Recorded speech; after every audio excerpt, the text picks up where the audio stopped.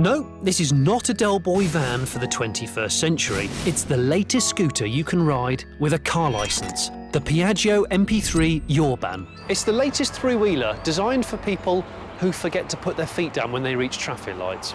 And I'm going to test this confidence-inspiring contraption in a very special place, the Isle of Man. For over 100 years, this has been the home to the infamous TT, a gruelling route through towns and open country that has dared riders to reach lunatic speeds as high as 200 miles an hour. The course is 37 miles long and littered with dry stone walls and sheer drops. Time for a ride. My route begins at the official start-finish line at the Glencutchery Road. Normally the superbikes accelerate to 100 miles an hour in 4 or 5 seconds. The 300cc 22 horsepower MP3 is a tad slower. Because it's an automatic, it feels quite lively when you give it a bit of throttle. Oh, that feels really odd. That feels so strange going around corners because you have this very different leaning sensation. And it is nerve-wracking at first because you don't know how it's going to react. It's got 2 suspension legs. When you lean, it leans with you. But it means that you've got more surface area on the road and it's got more grip going around corners.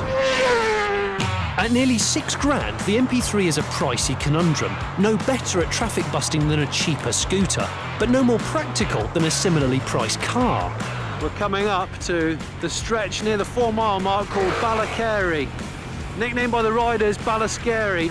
This is where Guy Martin turned into a fireball. I just can't imagine doing 160 along here. I'm getting sort of knee ache now. Oh, that feels much better. I've got to stretch my knees out. Oh, I'm starting to get a little bit more confident when I'm tipping it into a corner, but it is a strange feeling, there's no doubt about that. Now it was time for me to tackle the famous mountain, a high-speed section where if you're going to crash, you crash big. Not much chance of a flat-out accident on the MP3, however. Over 40 miles an hour, it doesn't really have any grunt, this MP3. I'm flat out. I'm going as fast as I can. What is it? Sort of 60. The wind is really battling me now.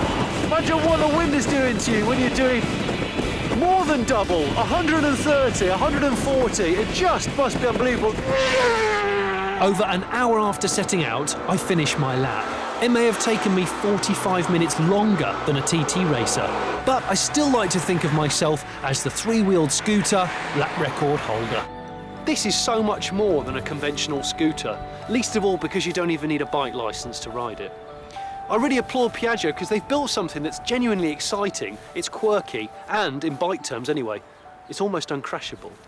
But the problem is the price. At nearly £6,000, it sits dangerously close to an entry-level super mini car, and that's why I suspect it just won't get a look in.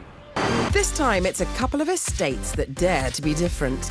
The first has 345 brake horsepower and costs £50,000. But contrary